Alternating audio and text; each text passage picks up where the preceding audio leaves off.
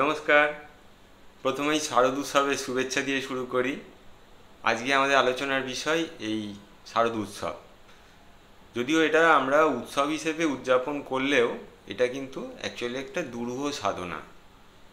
তো আমাদের এই চ্যানেলটা নর্মালি কোনো আধ্যাত্মিক বিষয়ের উপর না হলেও আমি চেষ্টা করি যখনই আমার জানা কোনো বিষয় হয় সেটা সকলের সাথে শেয়ার করতে। তো এই যে দুর্গা পুজো আমরা উদযাপন করি, এটা একটা খুব দুরূহ সাধনার মধ্যে পড়ে। তো এই বিষয়টাতে আসার আগে আমি একটা ছোট গল্প দিয়ে শুরু করি। আমার জীবনের শুরুতে যখন খুব ছোট তখন আমার ঈশ্বরের প্রতি আস্থা ছিল, কিন্তু পরবর্তীতে যত বড় হয়েছি আমি সায়েন্সে, বিশেষ করে ফিজিক্স এবং ম্যাথে বেশ ভালো হওয়ায় ক্রমশ যখন এইগুলো দিয়ে কোনো কিছুর ব্যাখ্যা না পেতাম তখন আমি সেগুলোকে মানতাম না।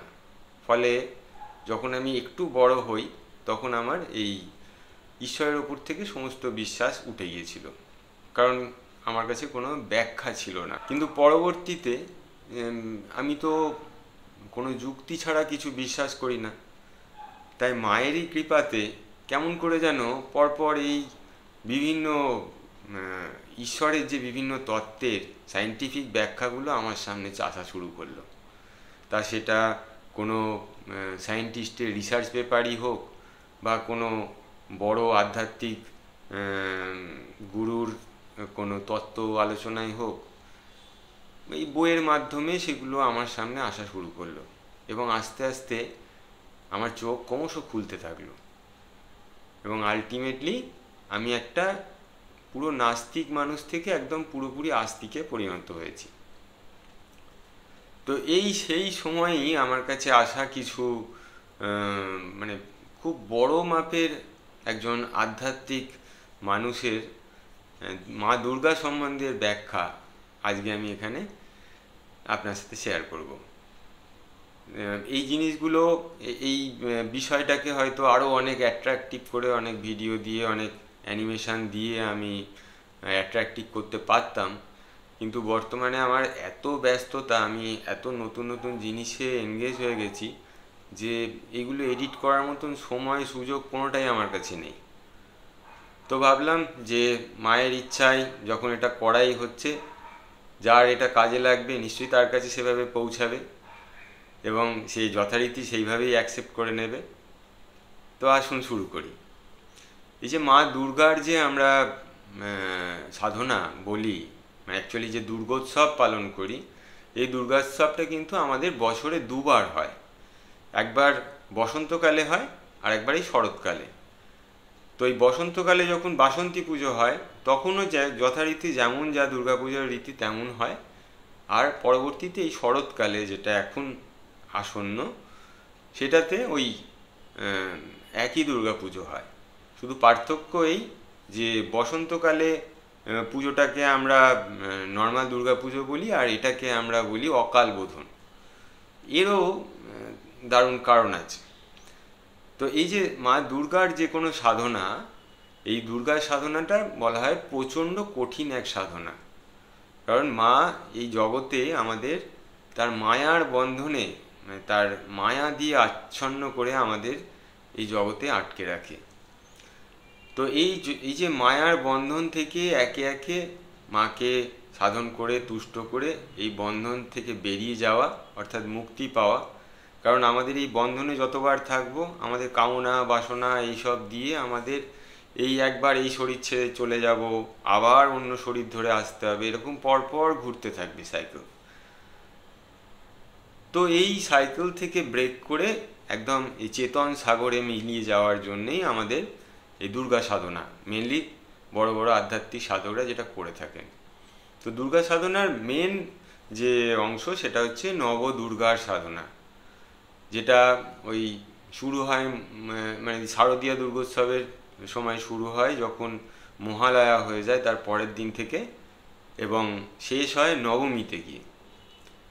তাই এই যে 9 দিনের সাধনা, এই 9 দিনের সাধনাটা হচ্ছে আসলে আমাদের যে অবচেতন স্তর যেগুলো আমাদের মধ্যে রয়েছে, নবরাত্রি মানে 9টা আধার, আমাদের আধার মানে অন্ধকার, এবং অন্ধকার অর্থাৎ আমাদের অজ্ঞান। এই যে 9টা অজ্ঞান, 9টা বন্ধন, এই 9টা বন্ধনকে যখন আমরা অতিক্রম করতে পারি তখন আমরা এই চেতন সাগরে মিলিয়ে যাই। তো এই নবদুর্গার প্রথম দিন যে সাধনাটা হয় সেটাকে বলা হয় শৈলপুত্রীর সাধনা। শৈলপুত্রী কথাটা শুনেই বোঝা যাচ্ছে যে শিলা রূপ একটা। তো শিলা রূপটা হচ্ছে আসলে আমাদের এই যে স্পাইনাল কর্ড, শিরদাঁড়া বরাবর একদম শেষ গাঁটে, যে বলা হয় যে আমাদের চেতনাটা শিলার আকারে ওখানে ঘুমিয়ে আছে। এবং এই শিলার আকারে ঘুমিয়ে থাকাতে আমাদের তো সত্যি সত্যি চেতন নেই, ফলে আমরা পশুত্বভাবে বিচরণ করছি এই জগতে। আমাদের চেতনা যখন থাকবে, চেতনা যখন জাগ্রত হবে, আমরা প্রথমে মানুষ হব, তারপরে ঈশ্বর। তো আমাদের প্রথম কাজ হচ্ছে প্রতিপদে ওই শৈলপুত্রী রূপে যে চেতনা আমাদের সিদ্ধার একদম শেষ অংশে ঘুমিয়ে আছে সেটাকে জাগ্রত করা। এবং দ্বিতীয় দিন কি হয় না, দ্বিতীয় দিন মাকে প্রথম দিনের সাধনায় তুষ্ট করে দ্বিতীয় দিন মা এবার ব্রহ্মচারিণী হচ্ছে। সেই চেতনাটাকে ব্রহ্মচারিণী করতে মা ব্রহ্মচারিণীর পুজো করা হয় দ্বিতীয়াতে। এবং মা যখন তুষ্ট হয়ে পারমিশন দেয় যে যাও এবার তুমি ব্রহ্মচারণ করো, তখন ওই চেতনা ওখান থেকে অতিক্রম করে আসে চন্দ্রঘণ্টেতি।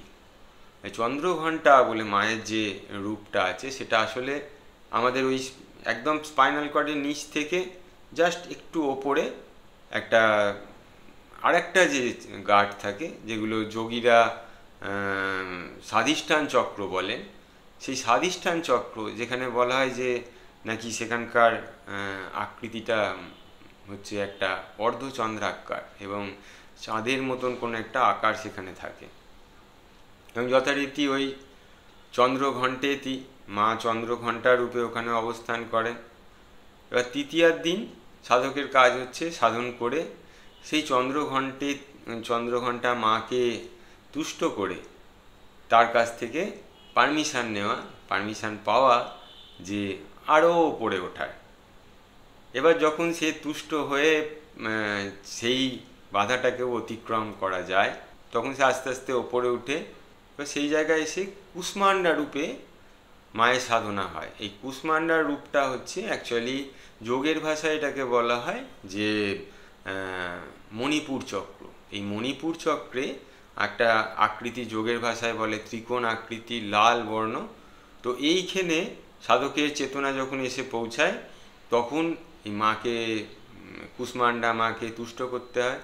এই কুষ্মান্ডা মা যদি তুষ্ট হয় তবে সে এই বাধা অতিক্রম করতে দেয় সাধককে, এবং সাধকের চেতনা তখন ওই মণিপুর চক্র ভেদ করে আরও ওপরে ওঠে। এবার এই মণিপুর চক্র ভেদ করে যখন ওপরে উঠছে তখন সাধক অলরেডি এই যে আমাদের একদম মূলাধার থেকে মণিপুর এই রাস্তাটুকুনিকে বলা হয় যে আমাদের তমগুণের আধিক্য। মানে সাধকের চেতনা যখন এইটুকুনির মধ্যে ঘোরাফেরা করবে তখন সে তমগুণের আধিক্যের মধ্যে থাকবে। তো এই তমগুণের আধিক্যে থাকা মানে তার মধ্যে পশুভাব, যেমন পশু পাখিদের বিশেষ কোনো জ্ঞান থাকে না, যখন যেমন ইচ্ছা তেমন করে, তো সেইটা হচ্ছে তমগুণ। এই তমগুণ সে অতিক্রম করলো। এই তমগুণ অতিক্রম করলে তখন স্কন্দ মাতা রূপে মায়ের আরেকটা রূপকে আরাধনা করতে হয়। স্কন্দ হচ্ছে কার্তিকেয়ের নাম। তো কার্তিকেয়কে বলা হয় ব্রহ্মজ্ঞানের দেবতা। তো এই কার্তিকেয় মানে যখন এই স্কন্দ মাতা রূপে মা বলা হয় যে কার্তিককে ব্রহ্মজ্ঞান কি করে লাভ করবে তার শিক্ষা দিয়েছিল। তো সেরকম সাধকের চেতনাও যাতে ব্রহ্মজ্ঞান কি করে লাভ করতে পারে, মার কৃপা যেন তাতে পায়, সেই জন্য মা স্কন্দ মাতা রূপে মায়ের পুজো করে। এবার স্কন্দ মাতা রূপে মা যখন তুষ্ট হয়ে সাধকের চেতনাকে আরও ওপরে ঊর্ধ্বগামী করার জন্য পথ ছেড়ে দিল, তখন সাধকের চেতনা গিয়ে পৌঁছালো হৃৎচক্রে, হৃৎপদ্ম, যেখানে কাত্যায়নী রূপে মা থাকে। ওই জন্য ষষ্ঠীর দিন মাকে কাত্যায়নী রূপে পুজো করা হয়। এবার ব্যাপার আছে যে এই যখন কাত্যায়নী, এই যে আমাদের হৃদ কমলে যখন আমাদের চেতনা এসে পৌঁছায়, এই জায়গায় থেকে শুরু হয় আমাদের রজগুণ এবং সত্ত্বগুণের যে বাধাগুলো, সেগুলো অতিক্রমের পরপর স্টেজ। তো আমাদের এই শারদ দুর্গোৎসবটাকে বলা হয় যে অকাল বোধন। তার কারণ রামচন্দ্র এই ষষ্ঠী থেকে মায়ের বোধন শুরু করেছিলেন। কিন্তু রামচন্দ্র ষষ্ঠী থেকে কেন শুরু করলেন? ষষ্ঠী থেকে শুরু করলেন এই জন্য যে রামচন্দ্র তো স্বয়ং দেবতাই ছিলেন, তার মধ্যে তো তমগুণের কোনো ব্যাপারই ছিল না, ফলে নিচের ওই চক্রগুলো সাধন করার তার কোনো প্রয়োজনও ছিল না। তো তিনি ডাইরেক্ট শুরু করলেন ষষ্ঠী থেকে। এবং দেখবেন দুর্গা ঠাকুরের যে মূর্তি থাকে সেখানে অসুরের ঠিক হৃদকমলে মা তার বর্ষা দিয়ে আঘাত করছে এবং অসুর মার দিকে তাকিয়ে আছে। এর অর্থ হচ্ছে যখন সাধকের চেতনা এই কাত্যায়নী মানে আমাদের হৃদকমল ভেদ করে ওপরে ওঠে, তখন সাধকের কিন্তু মাতৃদর্শন হয়। মাতৃদর্শন বলতে কি না, যেমন ধরুন এই যে আমরা মাকে দশদিক আলো করে আসার আহ্বান করি, কিন্তু দশদিকের জ্ঞান তো আমাদের নেই। দশদিক বলতে আমরা যেগুলো উত্তর দক্ষিণ পূর্ব পশ্চিম ঊর্ধ্ব নিচ এগুলো বলি, সেগুলো কিন্তু নয়। অ্যাকচুয়ালি দশদিক হচ্ছে, আমরা তো 3 ডাইমেনশনাল ফিগার, আমরা দৈর্ঘ্য প্রস্থ উচ্চতা এই 3টে জিনিসই বুঝি। আর খুব কষ্ট করে আমরা টাইমটাকে বুঝতে পারি। যেমন ধরুন এর থেকে 1 ঘন্টা আগে আমি কি করছিলাম আমি তো খুব কষ্ট করে বুঝতে পারবো, কিন্তু সামনে 1 ঘন্টা পরে কি করব আমি কিন্তু সেটা জানি না। তো টাইমের উপর আমাদের কন্ট্রোল নেই, এই টাইমও কিন্তু একটা ডাইমেনশন। তো যখন সাধকের চেতনা এই ষষ্ঠ চক্র মানে কাত্যায়নী জায়গায় আসবে, তখন সেই যখন সে ওই ষড়চক্র ভেদ করে উঠবে, তখন সে মায়ের যে অরিজিনাল ঐশ্বর্য মানে 10 দিক আলো করে যিনি রয়েছেন, 10 দিক রক্ষা করে রয়েছেন, সেই মায়ের 10 ডাইমেনশানে তার একটা আভাস হয়ে যাবে। মানে সে তখন মায়ের অরিজিনাল রূপটা দেখতে পাবে। এবার যখন কাত্যায়নী রূপে মাকে পুজো করে তুষ্ট করলো, তখন মা এই কাত্যায়নী রূপে তুষ্ট হয়ে সাধকের চেতনাকে আরও পড়ে যাওয়ার জন্য পারমিশন দিল। এবং তখন সাধকের চেতনা উঠতে উঠতে চলে এলো এই গলায়। এই গলার এই জায়গাটাকে বলা হয় বিশুদ্ধ চক্র। এবার যখন এই গলাতে চেতনাটা এলো, তখন সাধককে মায়ের কালরাত্রি রূপে সাধনা করতে হয়। এবং কালরাত্রি অর্থাৎ সে এই যে আমাদের চেতনার ওপর যে বিভিন্ন রকম মায়া ছেয়ে রয়েছে, সেই মায়ার থেকে মুক্তি পাওয়ার জন্য সাধক মায়ের কাছে প্রার্থনা করে। কালরাত্রি রূপে মাকে তুষ্ট করে সাধকের চেতনা আরও ঊর্ধ্বগামী হয়। তখন সাধক দেখে চারিদিক যেন আলোয় ভেসে যাচ্ছে।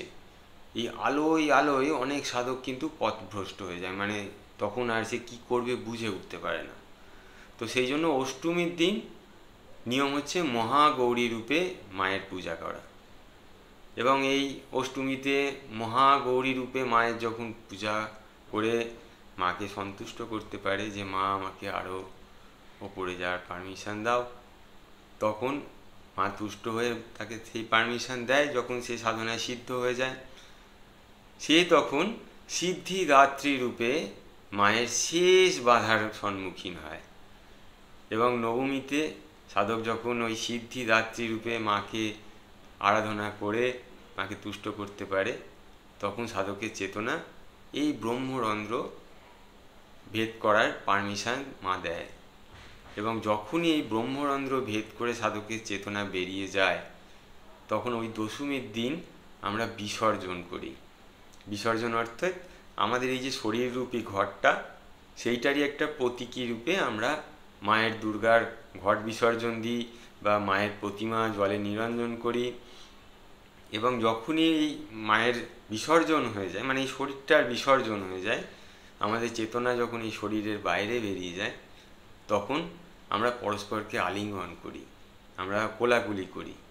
তার কারণ আমরা পরস্পর আলাদা তো এই শরীরের জন্য।